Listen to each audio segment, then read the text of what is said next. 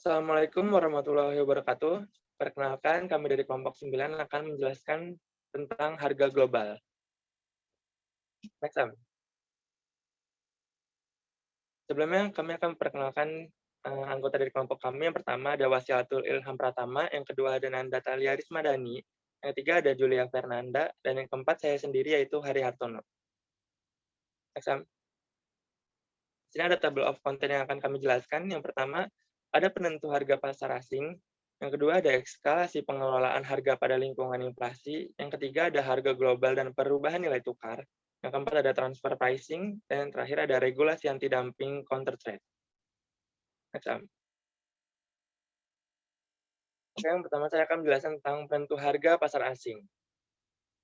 Next, Nah, sini penentu harga global merupakan salah satu penentuan yang cukup rumit dan harus menentukan harga yang disesuaikan dengan fungsi dan kualitas dari produk tersebut. Dan harga global sendiri juga selalu berbeda-beda dalam berbagai negara, karena harga tersebut mengalami penambahan tarif, pajak, dan penambahan biaya lainnya, sehingga biasanya letak geografis dan kurs mata uang sangat mempengaruhi harga produk tersebut. Next, Lalu ada faktor utama dalam penentuan batas-batas harga. Yang pertama ini ada dasar harga atau price floor yang merupakan harga minimal yang sama dengan biaya produk tersebut. Yang kedua ada pagu harga atau price ceiling yang merupakan harga maksimal yang dikendalikan oleh harga kompetitif untuk produk yang dapat dibandingkan dengan negara tujuan. Lalu yang ketiga ada harga optimal atau optimum price yang merupakan fungsi permintaan akan produk yang ditentukan oleh kemauan dan kemampuan pelanggan untuk membeli. Next,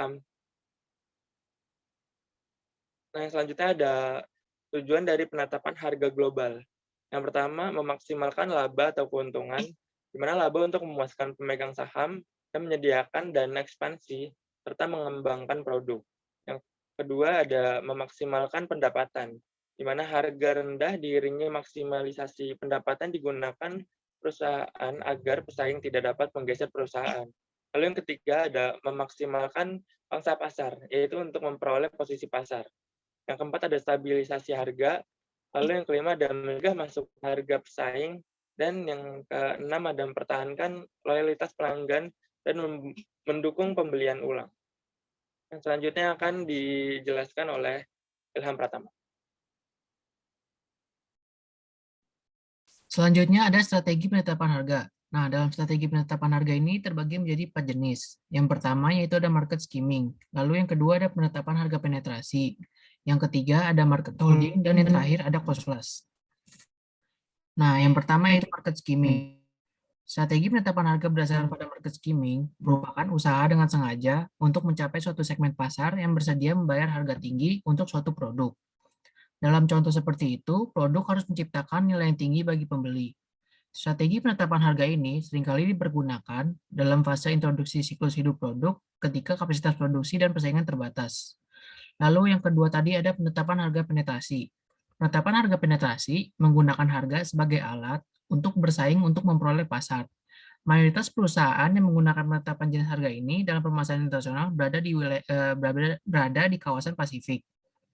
Pabrik berskala efisien dan rendahnya tenaga kerja membuat perusahaan-perusahaan ini dapat mengadakan serangan mendadak ke pasar. Lalu yang ketiga tadi ada market holding atau mempertahankan pasar. Strategi mempertahankan pasar ini seringkali digunakan oleh para perusahaan yang ingin mempertahankan pangsa pasar mereka. Dalam pemasaran di suatu negara, strategi ini seringkali berupa reaksi terhadap penyesuaian harga oleh pesaing. Misalnya, ketika salah satu perusahaan mengumumkan penurunan harga khusus, sebagian besar perusahaan penerbangan harus menyesuaikan harganya tersebut. Lalu yang terakhir ada cost plus atau peningkatan harga.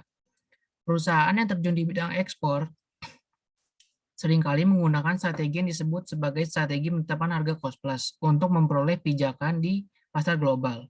Terdapat dua metode penetapan harga cost plus.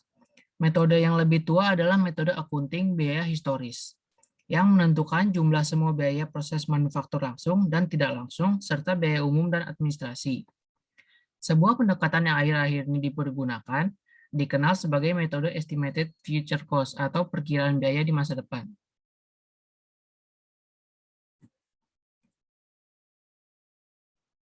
Lalu selanjutnya ada eskalasi pengelolaan harga pada lingkungan inflasi.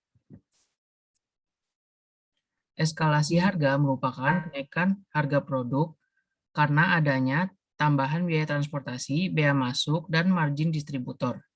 Dalam kaitannya dengan eskalasi harga, ada beberapa istilah yang menyangkut syarat perdagangan yang berlaku secara universal atau disebut juga Incoterms. Setiap transaksi komersial didasarkan pada kontrak penjualan dan syarat persyaratan perdagangan yang digunakan dalam kontrak. Hal ini mempunyai fungsi penting dalam menentukan tempat kepemilikan barang dagangan yang dipindahkan dari penjual ke pembeli. Untuk materi selanjutnya akan dijelaskan oleh Nanda.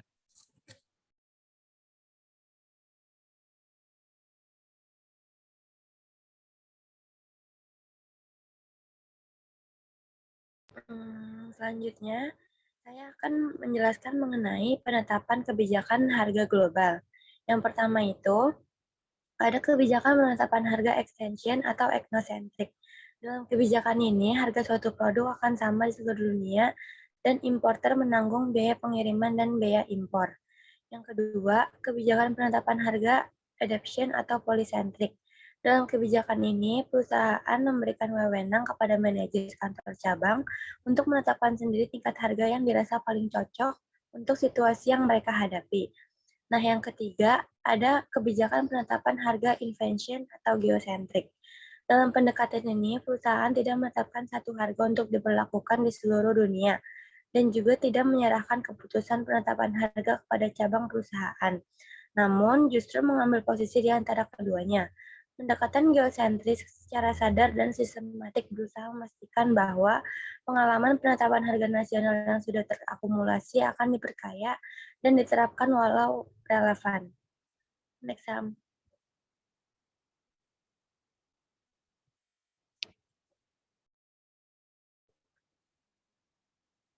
Udah. Next.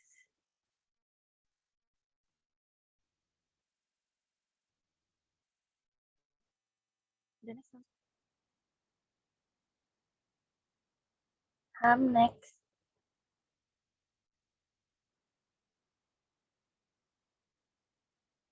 Next, Sam. Udah.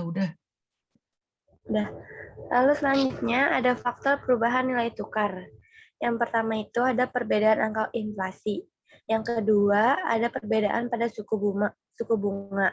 Yang ketiga ada defisit akun berjalan. Nah, defisit ini artinya kita pahami sebagai kondisi keuangan negara di mana angka pertumbuhan impor dan impor lebih tinggi dibandingkan angka pertumbuhan ekspor. Nah, yang keempat itu terdapat utang publik.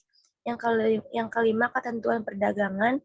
Yang keenam, stabilitas politik dan kinerja ekonomi. Next, Ham.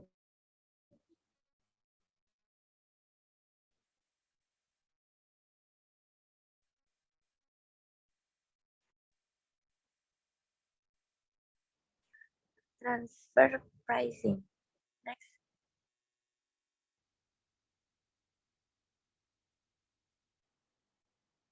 Nah, transfer pricing adalah penentuan harga barang dan jasa yang dijual belikan oleh unit operasi atau divisi dalam satu perusahaan. Nah, dalam transfer pricing ini terdapat 3 pendekatan. Yang pertama ini ada cost-based transfer pricing. Artinya itu, perusahaan menggunakan metode penetapan harga transfer atas dasar biaya yang ditimbulkan oleh divisi penjual dan memproduksi barang atau jasa. Penetapan harga transfer metode ini relatif mudah diterapkan. Nah, yang kedua ini ada market base.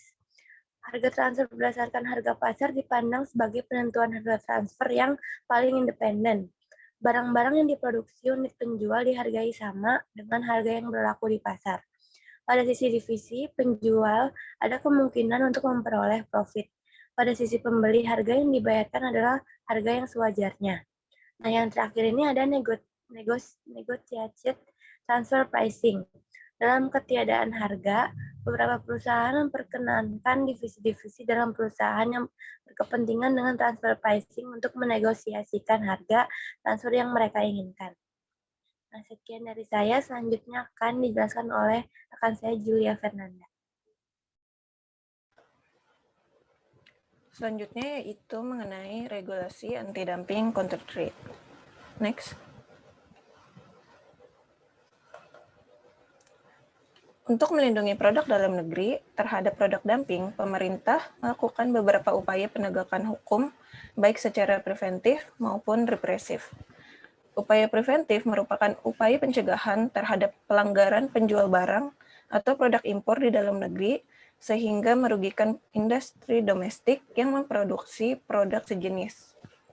Upaya preventif yang dilakukan oleh pemerintah diantaranya yaitu dengan melakukan sosialisasi, bisa berupa pendidikan dan training kepada para pelaku ekonomi ataupun eksporter dan importer tentang regulasi dan kebijakan ekspor-impor, kemudian melakukan pembinaan terhadap para aparatur pada lembaga-lembaga yang terkait dengan penyelesaian masalah perdagangan dan dumping. Yang ketiga yaitu melakukan pengkajian terhadap mekanisme perizinan impor barang yang berindikasi menimbulkan kerugian terhadap industri sejenis di dalam negeri.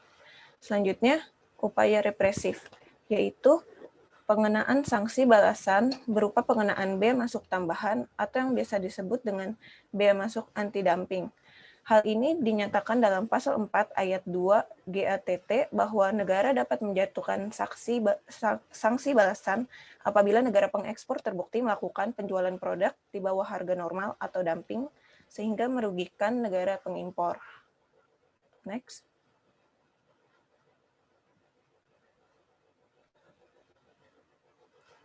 Peranan Komisi Anti-Dumping Indonesia atau yang disingkat dengan KADI.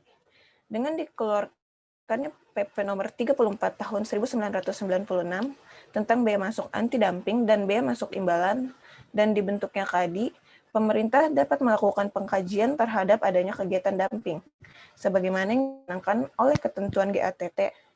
Untuk itu, maka diperlukan suatu perangkat hukum berupa ketentuan anti-dumping dan lembaga tersendiri, yaitu Komisi Anti-Dumping Indonesia. Tujuan dari lembaga ini adalah untuk turut serta berperan aktif dalam mewujudkan tatanan perdagangan dunia yang adil dan saling menguntungkan. Next. Wewenang KADI. Untuk menjalankan tugas dan fungsinya, KADI mempunyai beberapa wewenang, diantaranya yaitu menyusun penjelasan lebih lanjut yang bersifat teknis dan administratif atas ketentuan yang berkaitan dengan dumping atau subsidi. Yang kedua, melakukan pemeriksaan, investigasi, atau penyelidikan terhadap pihak yang berkepentingan dan pihak-pihak lain yang terkait dengan dumping atau subsidi. Yang ketiga, mengusulkan kepada Menteri Perindustrian dan Perdagangan untuk memberlakukan tindakan sementara. Dan yang terakhir yaitu untuk mengusulkan kepada Menteri Perindustrian dan Perdagangan mengenai hasil penilaian atas tawaran tindakan penyesuaian. Next. Sekian presentasi dari kelompok kami, kurang lebihnya mohon maaf. Terima kasih. Wassalamualaikum warahmatullahi wabarakatuh.